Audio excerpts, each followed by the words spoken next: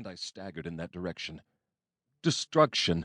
Pinky had overturned the garbage can and was rooting in it happily as she pushed it crashing around the kitchen. Elmo stumbled by me, holding out a leather leash. "Come on, Pinky, be a good little swine." Pinky had other ideas. She drove the bin around the kitchen, crashing into the walls, knocking over the table, squealing like a siren with Elmo in hot pursuit. He eventually cornered her, dragged her out by the hind leg, wrestled her to a fall, at full scream, and finally got the leash on her. Garbage covered the floor, mixed with broken crockery. As I looked down, horrified, I saw that I was still holding my brimming glass. I drained it, and my coughing joined the angry squeals. "Sure nice to see you, Jim. Mighty fine place you got here." I stumbled from the room, aiming for the bourbon bottle. Elmo and companion followed me with grunting companionship. I poured myself a drink with shaking hand, so shocked by this encounter that I actually filled a glass for him. He glugged it down and smacked his lips, then held out his empty glass. I sealed the bottle. That single drink probably cost more than he earned in a year from his porcuswinery. I sipped at my own while his bucolic voice washed over me with stunning boredom. "Seems there's been a kind of interplanetary secession out our way. Futures in porcuswine shares is drying up." "With good reason," I muttered to myself, and drank deep. "Then little Abner diGriz, your 48 cousin on your papa's side, said he saw you on the TV, he did. We was all talking, and Abercrombie diGriz, been to a big school, cousin on your mama's side, he looked it up somehow on the computer and said you's in great shape. A millionaire somehow." Somehow I would like to throttle Abercrombie slowly and painfully to death. "So we all kind of chipped in and rented this old spacer, loaded her with porcuswine, and here we are. Broke but happy, you betcha. We knew once we got here that you would take care of your own kin." I drank deep, thought wildly. "Yes,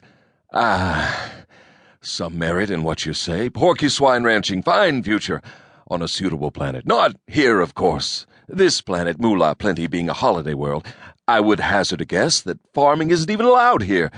But a little research, another agrarian planet, write a check." "Might I interrupt for a moment and ask just what is going on here?" Innocent words, spoken in a tone of voice of a temperature approaching absolute zero. My darling Angelina stood in the kitchen door, holding out a broken teacup. I visualized the kitchen, her kitchen, from her point of view, and my blood temperature dropped by 10 degrees. "I can explain, my love." "You certainly can. You might also introduce me to the person sitting on my couch." Elmo may have been a rural idiot, but he was no fool. He scrambled to his feet, his battered cap twisting in his hands. "Name's Elmo, ma'am. I'm Jimmy's kin." "Indeed." A single word, 2 syllables, yet spoken in a manner to strike terror into the hearts of men. Elmo swayed, almost collapsed, could only gurgle incoherently. "And I presume that you brought that creature with you?" The broken teacup pointed at Pinky, who was stretched out and burbling gently in her garbage-stuffed sleep. "Well, that ain't no critter, Miss diGriz. That's Pinky. She's a porcuswine." My darling's nose wrinkled slightly. I realized that many years had passed since her last encounter with these animals. Elmo babbled on. "From my home planet, you understand, a cross between wild pigs and porcupines. Bred there to defend the first settlers against the terrible native animals. But the porcuswine done licked them all. Defended the settlers, good to eat, great friends." "Indeed they are," I chortled hollowly. "As I recall during our magical engagement on Cleon, that you were very taken by a piglet porcuswine named Gloriana." A single icy glance in my direction shut me up with a snap of my jaw. "That was different. A civilized beast, unlike this uncouth creature that is responsible for the wholesale destruction of my kitchen." "Pinky's sorry, ma'am, just hungry.